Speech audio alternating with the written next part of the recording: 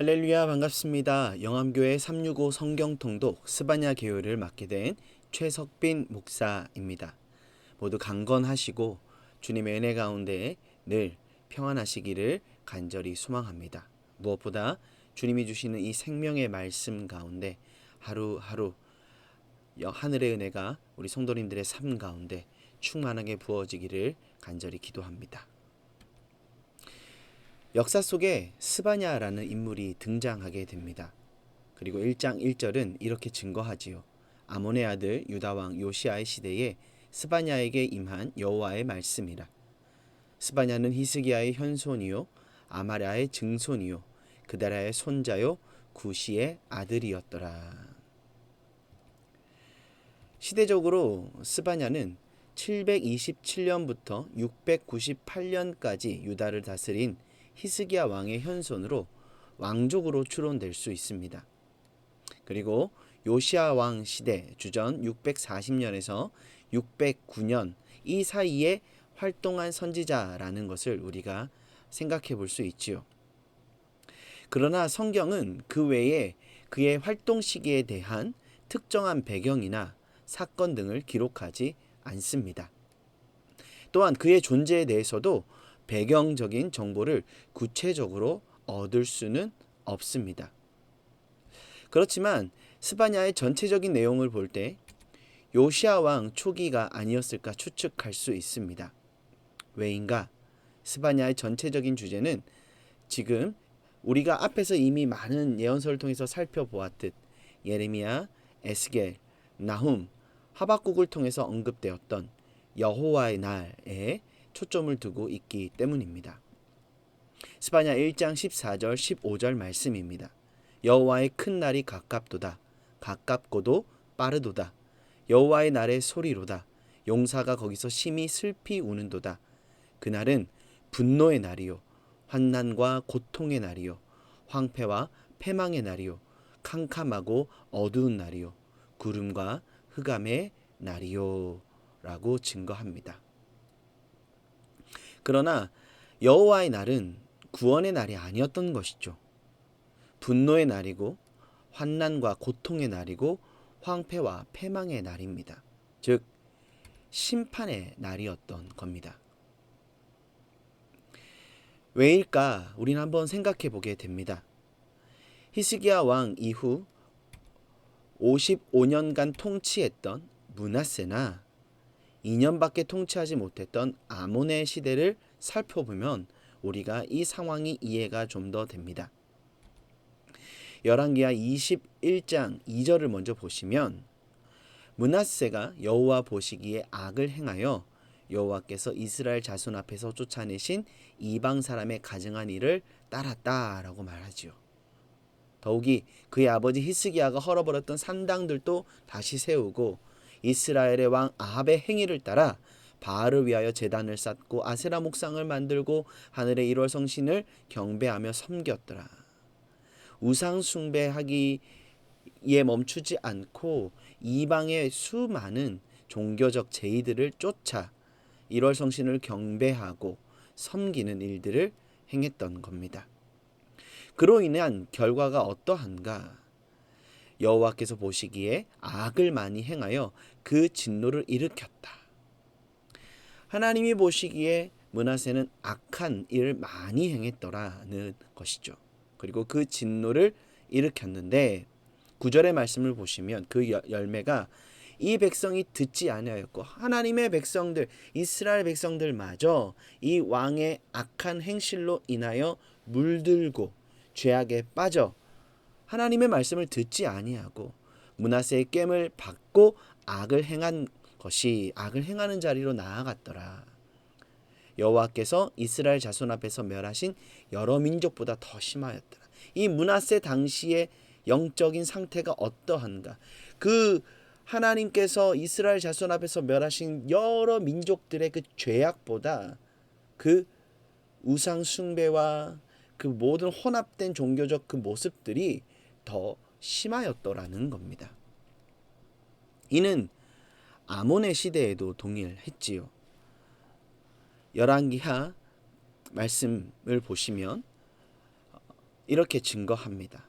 이 백성이 듣지 아니하였고 므낫세의 깸을 받고 악을 행한 것이 여호와께서 이스라엘 자손 앞에서 멸하신 여러 민족보다 더 심하였는데 아몬도 그의 아버지 므낫세의 행함같이 여호와 보시기에 악을 행하였다. 20절 이하에 이렇게 증거합니다.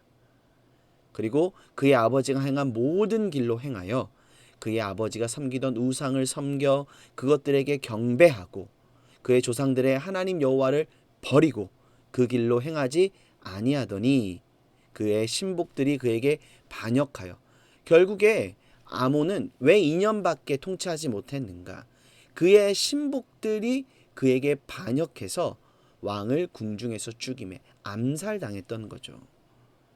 지금 그 나라의 기강이 어떠했는가? 이 왕을 향한 그 마음과 신하들의 이 지금 상태가 어떠한가? 이 관계가 어떠한가?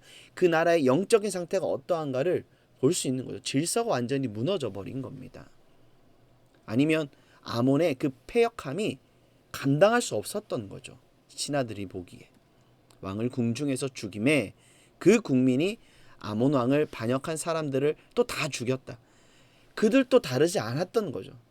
이 아몬을 암살한 이 신하들마저도 그들의 사리사욕과 욕심을 위해서 아몬을 죽였던 겁니다. 그러니 그 국민이 아몬을 죽인 그 사람들을 다 죽이고 그리고 누구를 세웠다? 그의 아들 요시야를 대신하여 왕을 삼았다라고 증거합니다. 이렇듯 요시야 왕 때 종교개혁이 일어나야만 했던 이 영적인 배경은 히스기야 왕 때 있었던 이 종교개혁 이후에 도리어 더 나빠진 거죠. 므낫세 때와 아몬 때에. 이 영적인 배경이 있었던 겁니다. 특히 이 스바냐는 궁정의 문제와 정치적 이슈 등을 많이 언급하는데요. 아무래도 그가 왕족이었기에 더 잘 볼 수 있었고 보였겠죠. 더 가깝게 그들의 패역과 그들의 죄악된 모습들 그리고 그들의 영적인 그 불순함들이 그의 눈에 더 잘 보였을 겁니다. 그렇기에 성경은 이렇게 증거합니다. 여호와의 희생의 날에 내가 방백들과 왕자들과 이방인의 옷을 입은 자들을 벌할 것이며 그날의 문턱을 뛰어넘어서 포악과 거짓을 자기 주인의 집에 채운 자들을 내가 벌하리라. 온 나라가 뿌리부터 다 우상 숭배로 부자들은 부를 축적하기 위해 가난한 자를 압제하였고 또한 3장 1절부터 6절의 언급을 보시면 방백들, 재판장들에 대해서 특히 선지자들은 경솔하고 간사한 사람들이라고까지 언급됩니다. 제사장들, 그들은 하나님의 성소를 거룩하게 섬겨야 될 자들인데 도리어 그들은 성소를 더럽히고 율법을 지켜야 하고 하나님의 말씀대로 모든 제의와 하나님의 백성들이 하나님의 말씀대로 주님을 섬길 수 있도록 그 말씀을 따라 행해야 된 그들이 율법을 범하였다라고 증거하지요.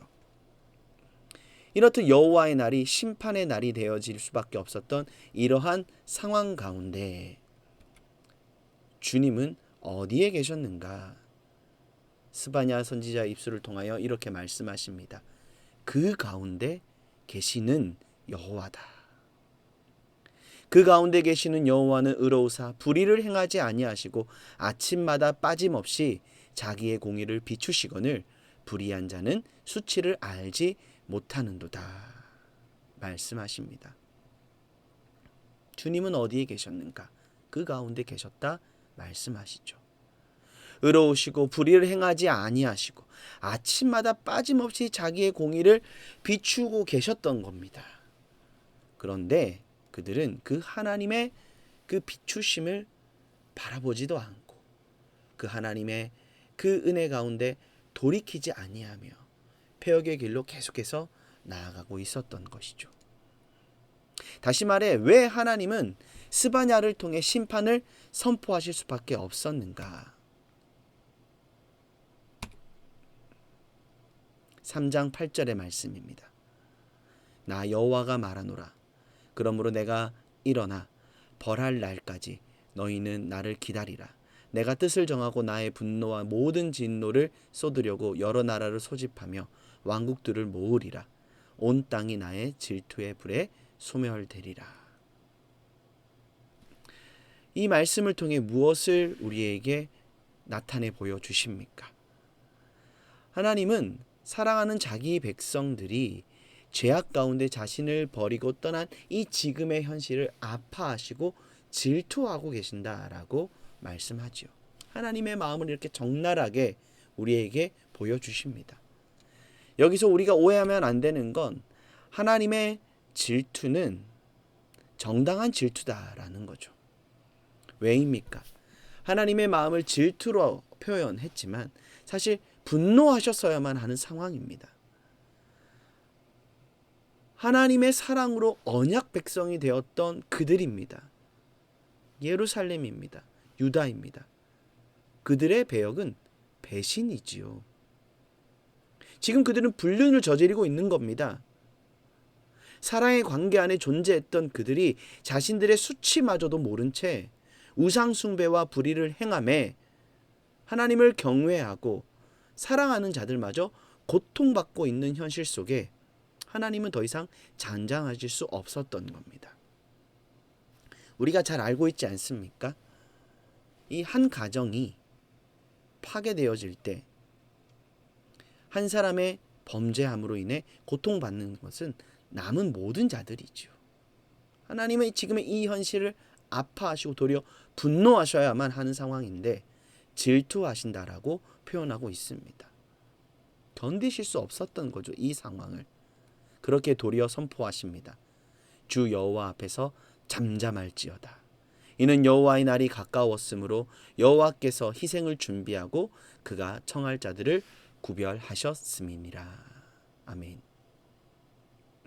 하나님이 맞이하시고자 하시는 손님들은 누구인가? 하나님이 지금 구별하사 초대하기 원하시고 품기 원하시는 자들이 있다는 것이죠. 누가 하나님의 청함을 받는 구별된 자들일까? 스바냐서는 여느 예언자들과 마찬가지로 우리에게 전해줍니다. 남은 자들이다.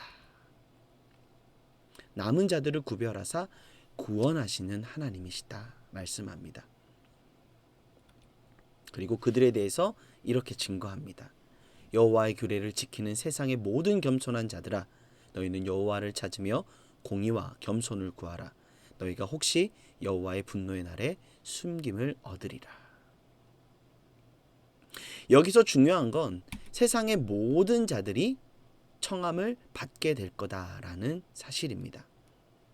그들이 누구든지 유대인이든지 이방인이든지 문제가 되지 않는다는 거죠. 하나님의 관심은 단순히 이 예루살렘의 문제를 해결하는 데 있지 않았습니다. 하나님은 근본적으로 이 예루살렘을 향한 심판을 선포하시면서 온 세상을 향한 하나님의 구원의 계획, 온 열방을 향하신 하나님의 그 마음을 나타내 보여주고 계셨던 것이죠. 그런데 사실 이 하나님의 심판하심 또한 동일하게 이 스바냐서를 통해서 나타나고 있는데, 하나님의 이 심판은 단순히 예루살렘을 향한 유다를 향한 분노의 심판이 아니었던 겁니다. 온 열방을 향하신 하나님의 심판을 나타내시는데, 스바냐 선지자를 통해서 선포된 심판은 단순히 유다의 제약을 향해 있는 것이 아니라 온 열방을 향하신 하나님의 질투에 대한 선행적 심판이었더라. 다시 말해 유다와 예루살렘 거민에게 먼저 심판을 내리겠다 말씀하고 계시고, 궁극적으로는 온 열방을 향하신 하나님의 심판이 임할 것을 이 스바냐 말씀을 통해 선언하고 계시는 것이죠. 1장 6절의 말씀입니다. 여호와를 배반하고 따르지 아니하는 자들과 여호와를 찾지도 아니하며 구하지도 아니한 자들을 멸절하리라.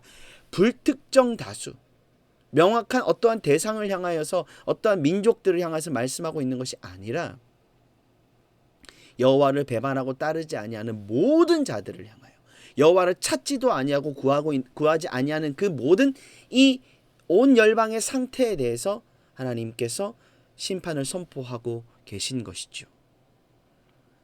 심판에 대한 선언은 이렇듯 포괄적으로 나타나고 있었습니다. 심판은 하나님을 배신한 유다, 예루살렘과 함께 스바냐의 말씀 2장에서 보시면 이웃 나라들이 받을 법을 함께 언급합니다. 그곳은 어디입니까? 블레셋, 암몬, 모압, 구스, 아시리아 등 모든 열강들을 향하여서 하나님은 심판을 선포하십니다. 그러나 앞에서도 언급했듯 하나님은 여호와의 규례를 지키고 겸손함으로 주님을 찾으며 공의와 겸손을 구하는 모든 자들을 구별하셔서 그들로 구원의 노래를 부르게 하시기 원하심을 우리에게 말씀하셨지요. 바로 이것이 하나님의 궁극적인 온 열방을 향한 마음이고 계획이고 하나님의 섭리였기 때문에 하나님은 지금 이 모든 열방을 향한 이 심판, 그들의 죄악을 향하여서 질투하시며 하나님이 여호와의 날을 선언하고 계신다라는 것을 이 스바냐서를 통해 우리에게 보여주고 있습니다. 그렇게 하나님은 궁극적으로 우리에게 무엇을 말씀하십니까? 구원의 노래를 부르게 하기 원하신다. 시온에 따라 노래할지어다. 이스라엘아 기쁘게 부를지어다. 예루살렘 따라 전심으로 기뻐하며 즐거워할지어다. 하나님의 백성이요, 하나님의 부르심을 받은 모든 하나님의 자녀들이 기뻐하며 즐거워하며 전심으로 그 하나님의 구원을 노래하게 될 것을 말씀하십니다. 또한 3장 17절 말씀, 우리가 너무나 잘 아는 말씀이시죠. 너희 하나님 여호와가 너희 가운데에 계시니 그는 구원을 베푸실 전능자이시라. 그가 너로 말미암아 기쁨을 이기지 못하시며 너를 잠잠히 사랑하시며 너로 말미암아 즐거이 부르며 기뻐하시리라 하리라. 아멘. 이는 무엇을 우리에게 전해주고 있습니까? 여호와께서 남은 열방과 남은 유다인들 가운데 계시며 구원을 베풀 전능자이시기에 비록 유다의 목전에 무서운 파멸이 다가오고 있지만 두려워할 필요가 없다는 겁니다. 오히려 남은 자를 보호하시고 구원하실 하나님을 인하여 기뻐하며 패역하고 죄악된 세상 가운데서 변함없이 주님을 찾고 구하되 불의를 버리고 공의를 행하며 우리 가운데 계신 그 주님을 믿는 믿음 안에 나아가야 한다 말씀하고 있는 것이죠. 사랑하는 여러분, 하나님은 지금도 우리 가운데에 계신다. 사실 이 스바냐는 그것을 말씀하고 계십니다. 이렇듯 스바냐의 전체적인 이 흐름을 보시면 1장 1절부터 3절에서는 제목과 전적인 심판을 선언하고 있습니다. 그리고 1장 4절에서 18절의 말씀은 유다에 임할 여호와의 날을 선언하시고 2장 1절부터 3장 8절까지는 열방에 임할 여호와의 날, 유다로부터 시작된 여호와의 날의 선포가 열방을 향해 나타나고 있지만 궁극적으로 이 모든 것은 3장 9절에서 20절까지의 말씀에서 나타나듯 남은 자를 구속하기 원하신 하나님이 거룩한 백성들을 구별하셔서 그들을 통하여서 이 땅 가운데 하나님의 구원을 노래하게 하시기 원한다. 하나님은 그 하나님의 마음을 이 스바냐의 말씀을 통해 보여주고 계신 것을 우리는 알 수 있습니다. 이렇듯 하나님은 우리 가운데 계십니다. 구원을 베풀 전능자시. 우리가 기뻐하며 그 주님을 사랑하며 그 하나님을 즐거이 노래하게 하시기 위해 지금도 우리 가운데 계시는 분이심을 스바냐서는 우리에게 말씀하고 있지요. 너무 힘들고 어렵고 고통받는 현실인 것 같지만 변함없이 우리 가운데 계시며 구원을 베푸시는 전능자, 그 하나님. 그 하나님은 변함없이 믿음을 지키며 겸손히 주님을 찾는 자들을 기뻐하시고 잠잠히 사랑하신다 말씀하십니다. 그렇기에 스바냐 선지자의 입술을 통해 더 이상 잠잠하실 수 없다 말씀하시며 열방을, 죄악된 세상을 향해 잠잠하라, 도리어 너희가 잠잠하라 말씀하시며 여호와의 날을 선포하십니다.